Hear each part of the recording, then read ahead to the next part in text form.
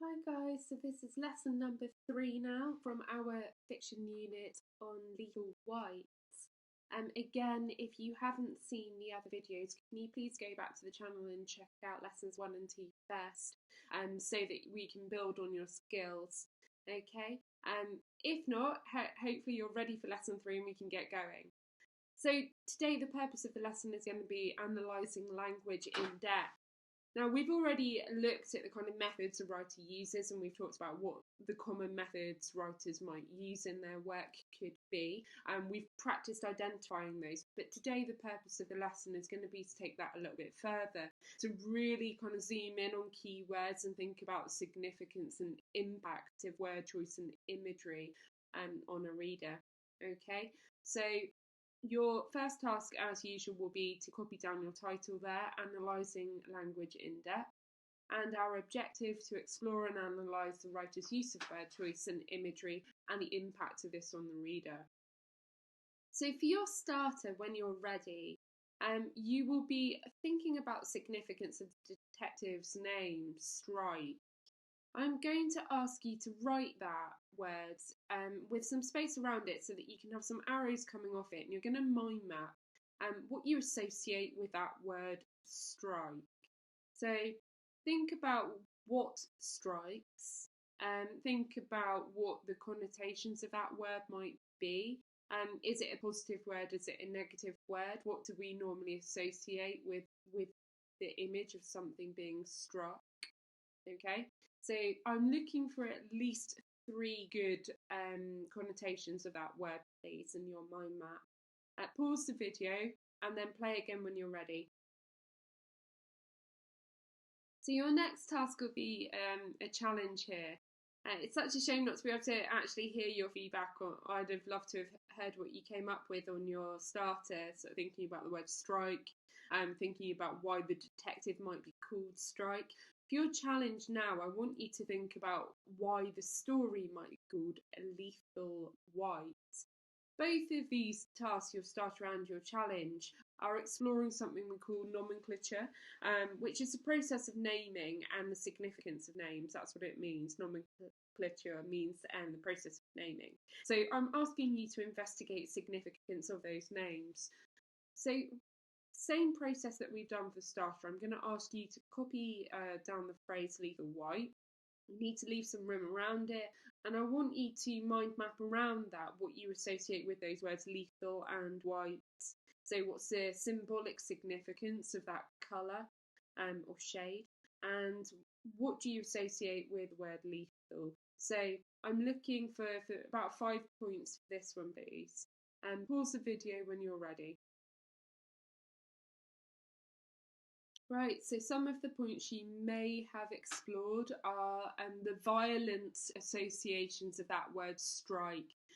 When I use the word connotation, I could also be using the word association, anything that you connect with that word. So there are lots of violent implications to the word strike, but it's also associated with protest.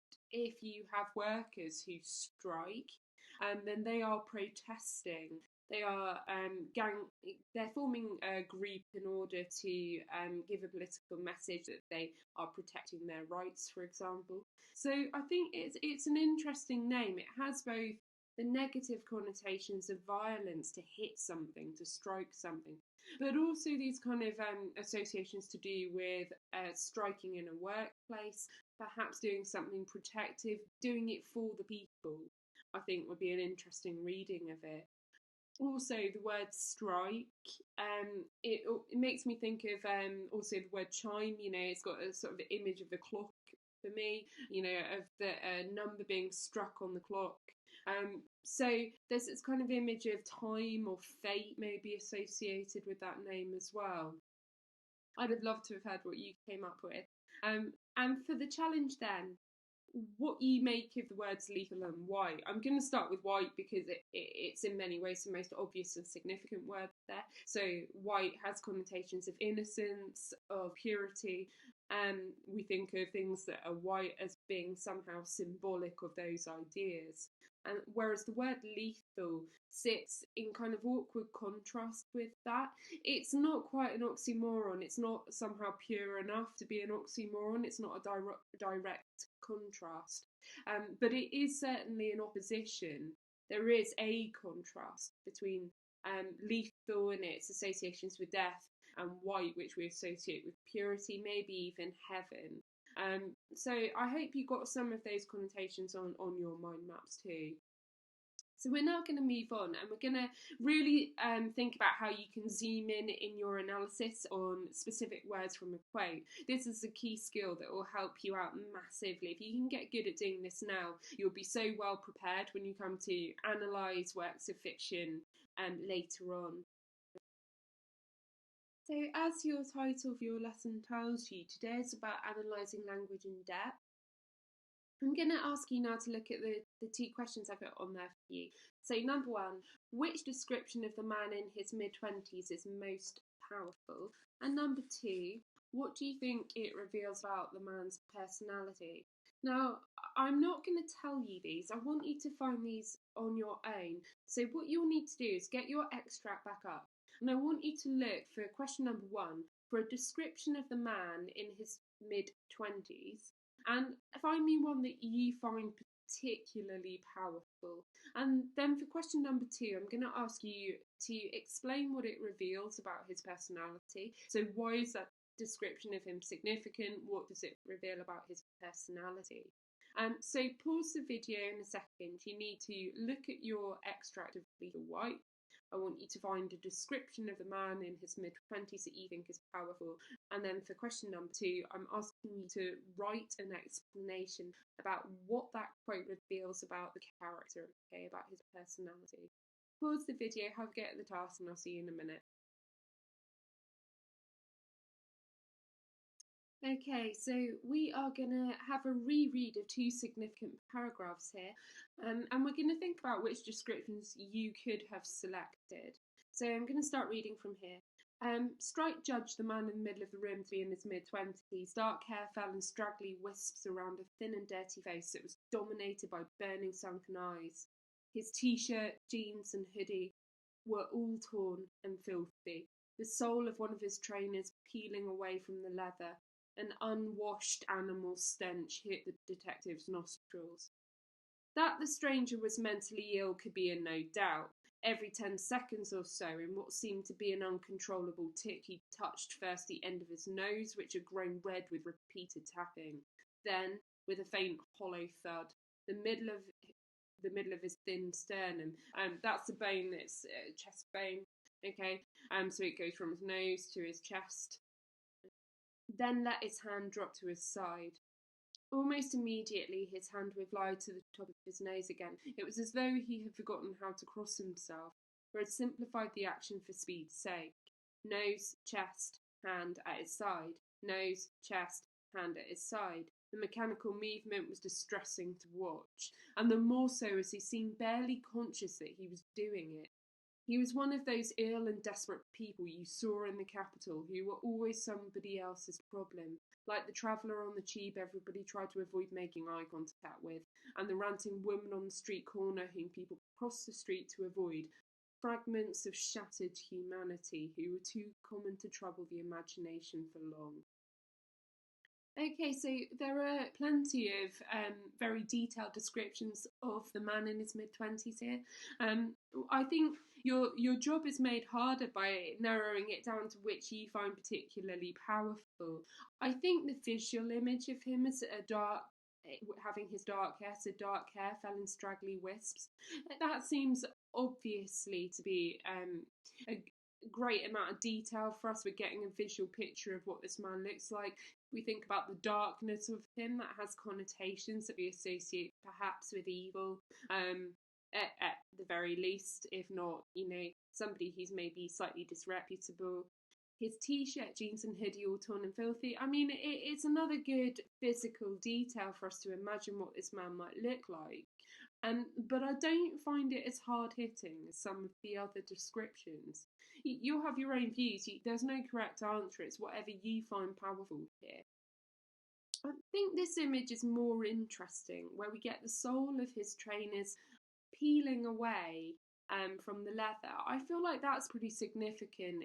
It's this sense that, you know, when your trainers or your shoes are actually falling apart like that, it tells us obviously that he doesn't have money or the means to dress himself better.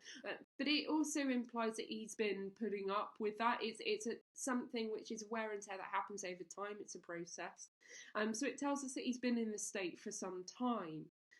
I think personally that this is a very significant and powerful description. The fact that he is unwashed animal stench, which hit the detective's nostrils, that sort of zoomorphism, that animalistic imagery, and the use of that sense of smell as well. It's a more unusual sense for a writer to focus on, and certainly when you imagine that, it does put you in the position of feeling a kind of repulsion for this character, as if that is how Strike, who's come into contact with this man, might also be feeling. So I think you've got there some very strong sensory descriptions that you could choose to work with. And there is more though. And these are slightly more implicit and subtle descriptions. We get the explicit statement that the stranger was mentally ill and that can be in no doubt. You may wish to work with that because it tells us that there's a kind of threatening quality to this character. But I think there's something more subtle here. Not only his kind of mechanical movements, and that alliterative phrase there, mechanical movements, being distressing, it seems significant. It's almost like he's not in control of his own mind and behaviour. And I think that gives us a greater insight into the character, because we're learning something about his psychology, not just the senses of what he looks like, what he smells like, but also how he might be thinking and feeling. It then develops a little bit more when we get this image here about the travellers on the tube. He's like somebody else's problem. So the sense that nobody actually shows him any sympathy or any empathy for how he might be feeling. And it refers to these people, and we might call them down and outs, you know, if you're being brutal about it, being cruel about it. But the writer seems to be angling that they are indeed, and this is a kind of phrase, fragments of shattered humanity. It's a really clever phrasing, because what it does is subtly tell us that these are not down and outs. These are people, and they are people who are fragments of shattered humanity. There is nothing intrinsically wrong or inhuman about them. They are not dehumanized, but they are broken for whatever reason. They are people who've experienced some sort of trauma or disaster within their life.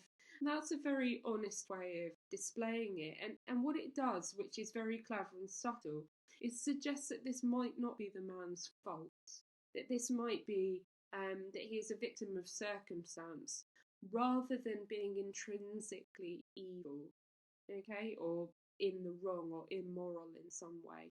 And I think that's a really clever and subtle way of giving us a greater insight into this character's psychology. I also think, the reason literature matters is because it can teach us how to see our world in a more human way, and in a, I suppose, a more well-rounded way.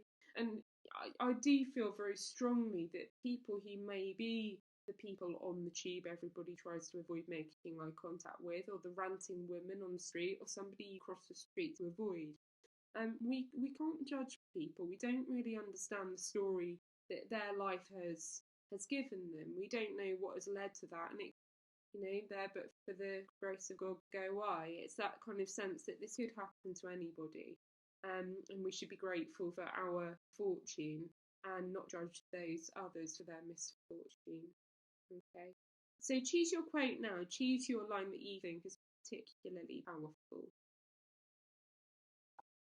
Right, so once you've chosen your quotes, and I'd like you to choose one main quote to begin with. If you find that too easy, choose a second.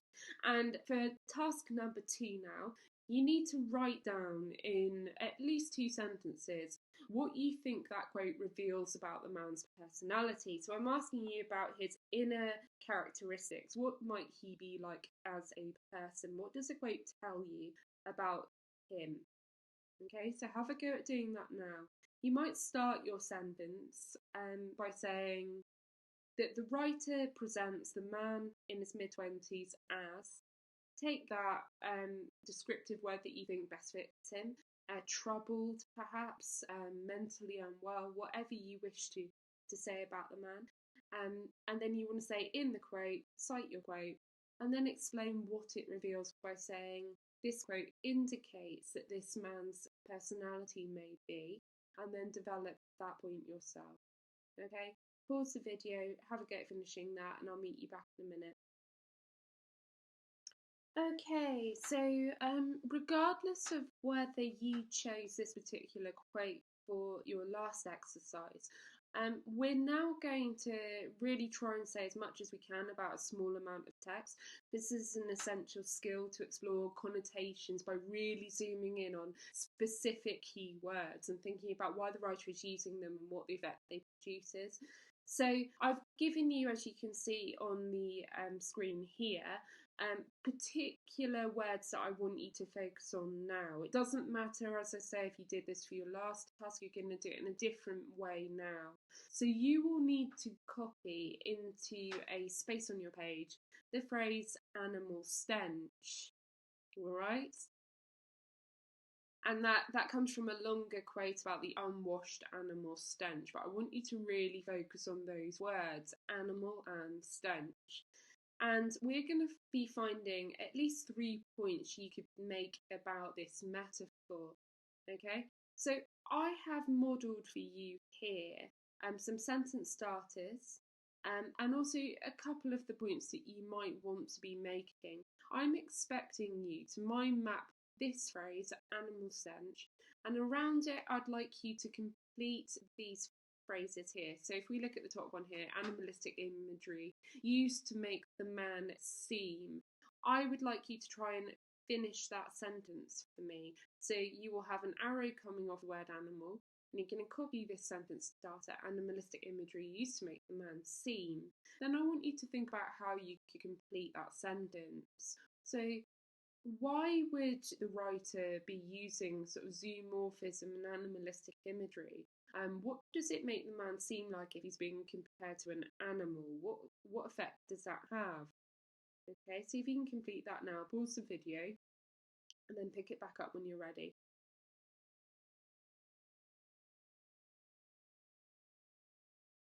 Right, so the next phrase we are going to think about completing is this one here. So zoomorphism makes the reader feel the man has a something status.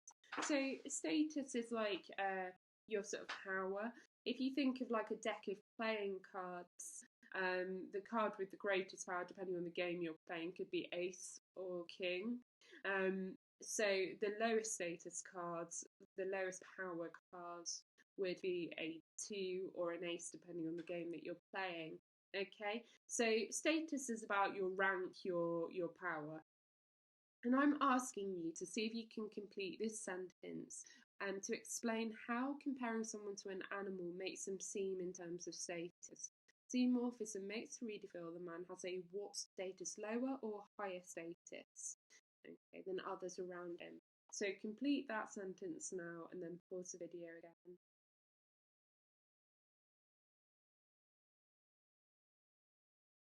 Right, for your next task, you are going to be looking at the word stench here. So stench is a kind of offensive smell, and I want you to complete the sentence that falls below it here. I want you to explain how that word, stench, with its associations or connotations of being an offensive smell, makes the man seem, so presents the man as. See if you can complete that sentence now and pause the video when you're done. Right, so sorry to confuse you guys, I'm moving around on your screen. Your next task is going to be to complete exactly what we've done for the last task. but with your own choice of quote. So you could go back to the quote that you chose earlier or choose a new quote, and I want you to repeat that same style of analysis for it. So I want you to copy just 2 or 3 key words from that quote into an area on your page, and around it I want you to try and explain the associations in exactly the same way that we did for the last quote. So off the first word you would have some arrows and what you think that word shows. You may reference the method that you think the writer is using, i.e. the writer is using the metaphor of burning eyes or the personification of the burning eyes, and then go on to expand on what that shows. I'm looking for that for at least 2 keywords from your phrase. So have a go at completing that now and pause the video. Right, so if you have a look in your booklet, in the fiction booklet, you will see that question number 2 on Lethal White asks you, how does the writer use language to describe a man in the middle of a room? You could include the writer's choice of words and phrases, language features and techniques, or sentence forms. Now, when in an exam it says you could include, and we have to read that not as could, but actually as should or must. We must include the writer's choice of words and phrases, language features and techniques, and sentence forms. Now, we're going to do sentence forms in another lesson, but for today we are going to think about how you would write up an effective answer on how the writer is using words and phrases and the methods and techniques to present the man in the middle of the room. So your first step to answer the question successfully is to think about how you go about answering an exam question precisely. And to do that, I want you to follow the following 2 steps in bullet points here. So firstly, I want you to underline the key words in the question. What are you looking for language about? And as I've highlighted on here for you, you are looking for language about the man in the middle of the room. So you're not looking to describe strike, you're not looking at the words the writer is using to do that. You are only focused on that one character.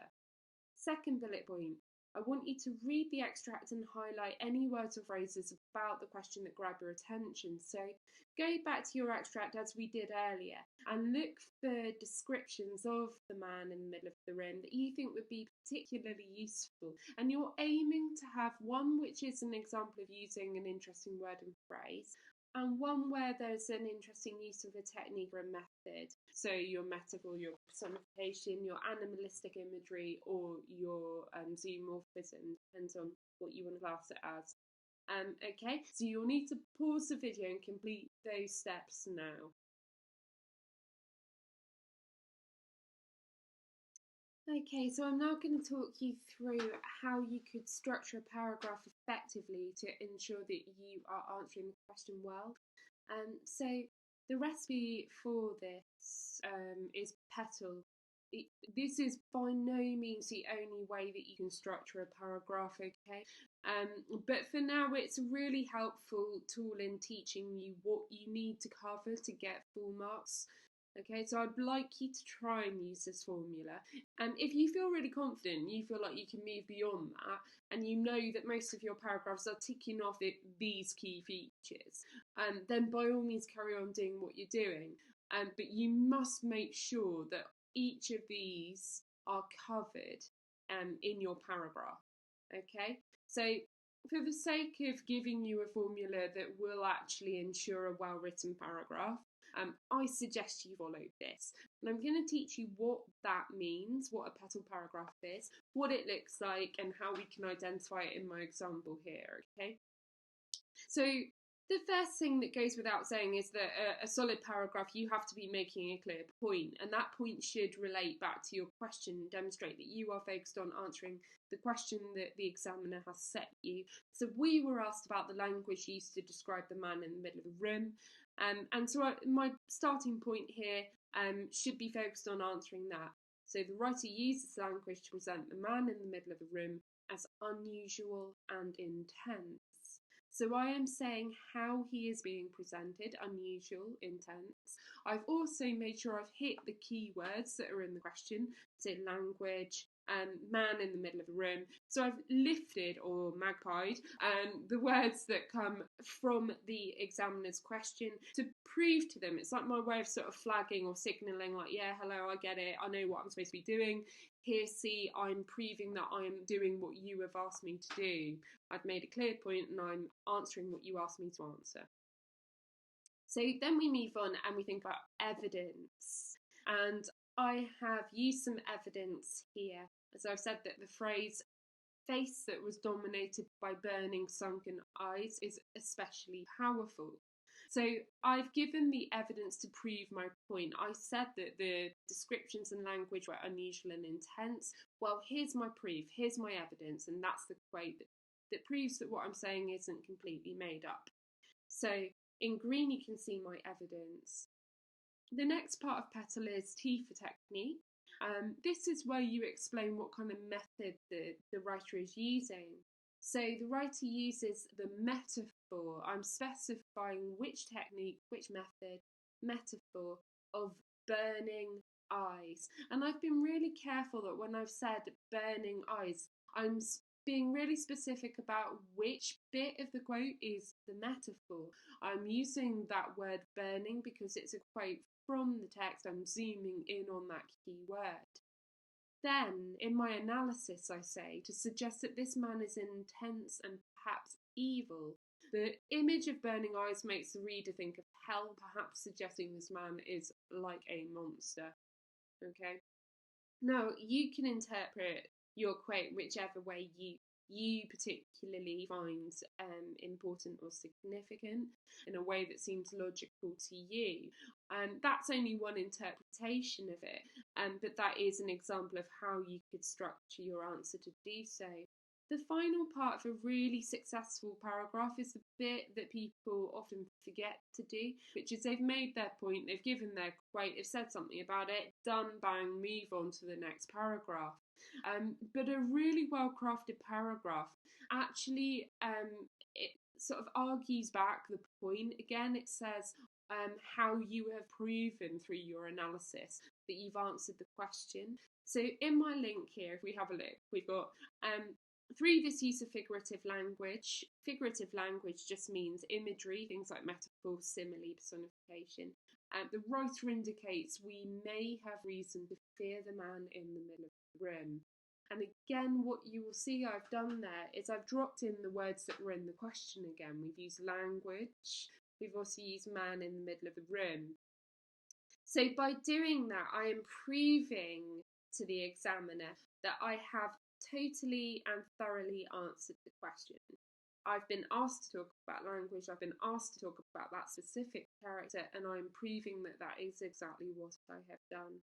So I wanted this as a kind of model for you so that you can see what a good paragraph looks like. I'm sure you are already predicting what your next task will be. I am going to be getting you to construct your own paragraph.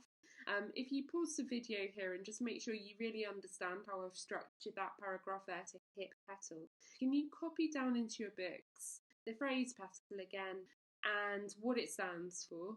Make sure you understand what each of those is. So your point is answering the question, your evidence is your quote, your technique is a method that's used, so apes stomp you're looking for. Your analysis is how you explain what the quote is doing, and your link is using those.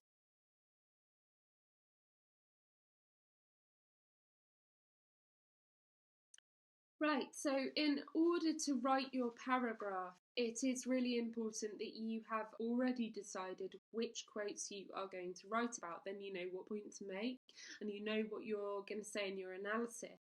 So I'm going to ask you now to answer these questions. Which technique did you find most effective in the writing, in the extract there?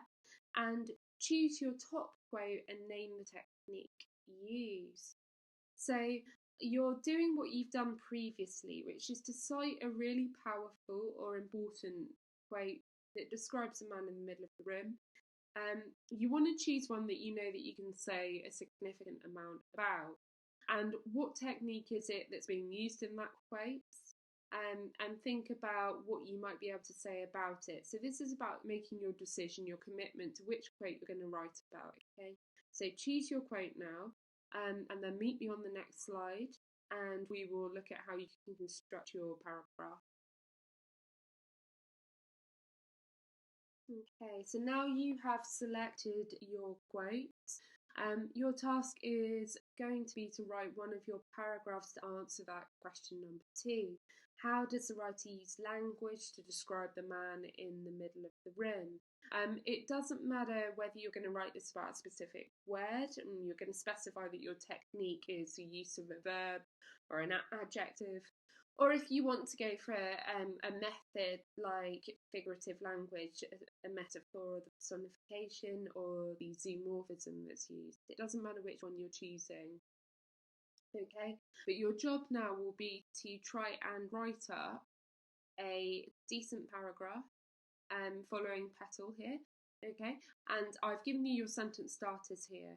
So in the blanks, you will need to continue that in your own words. And I want you to have a go at answering that now.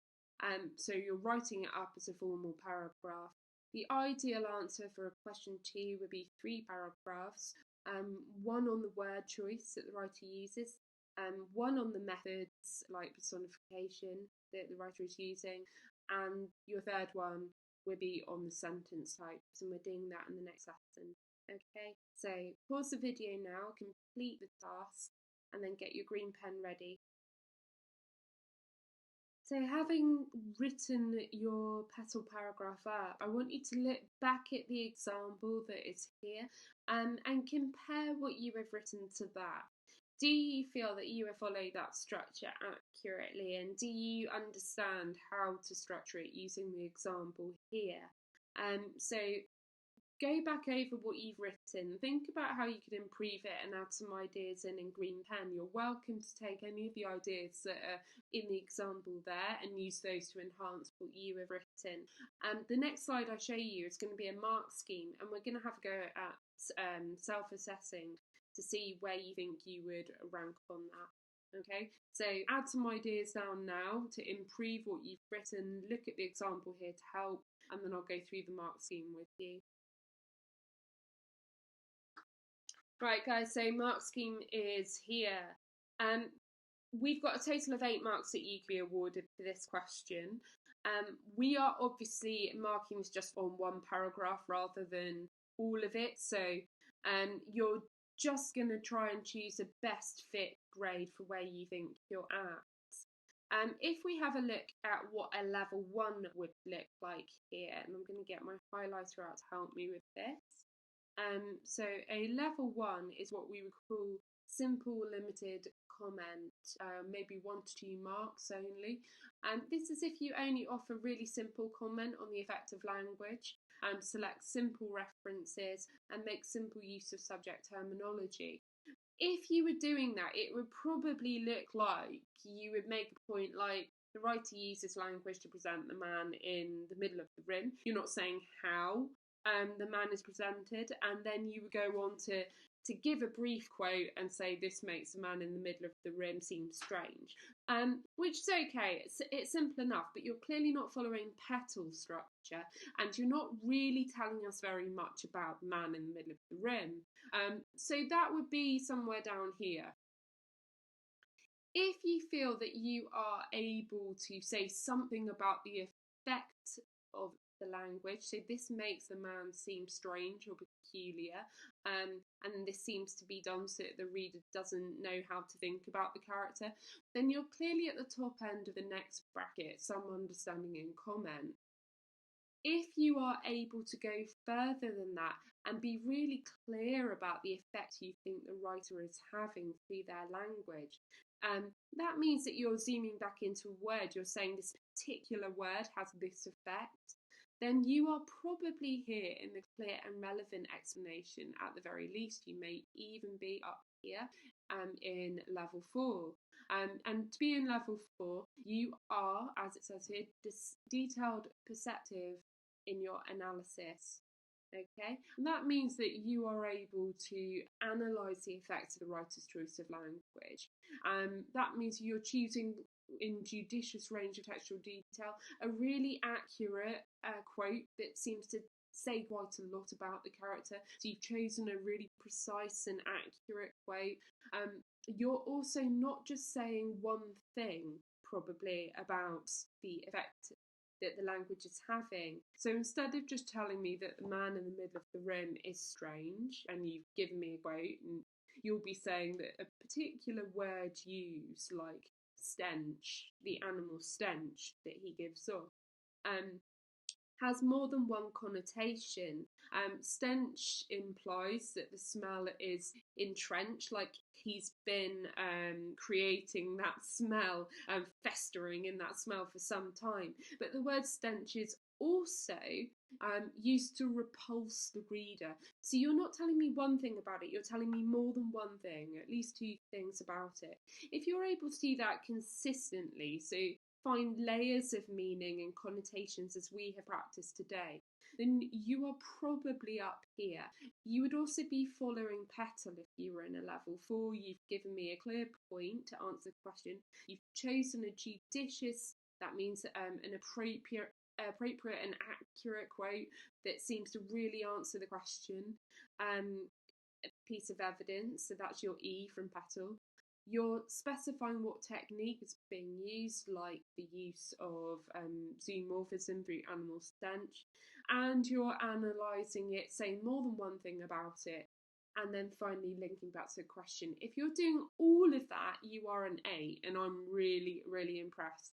This is something we all find hard, okay? Most of the year 11s are perfecting that skill, or they were when we were at school. So it's a difficult skill to be developing. If you don't feel you're quite there with it yet, that's absolutely fine. It's a matter of practice. And the more of it that we do here, the better at it you will get. If you can master this now and take some time to do that, you should be incredibly proud of yourself, and you're really well set up for your later years learning in English. So have a go now at grading yourself. Give yourself a what went well, what you're proud of. Did you use most of Petal, for example? Did you choose a good quote? And then for your even better if, look at the mark scheme here and think about what you could have done to improve. Do you need to make sure that you have a good clear link at the end of your paragraph? Do you need to try and say 2 things about the quote, not just one thing? All right. So give yourself your what went well and even better if, all in green pen, please. And that is it for today's lesson. Thank you so much for bearing with me yet again. I feel like I can teach you better in this format, but you may disagree. Give me some feedback. Let me know how you're getting on, please. I'm really missing teaching you all.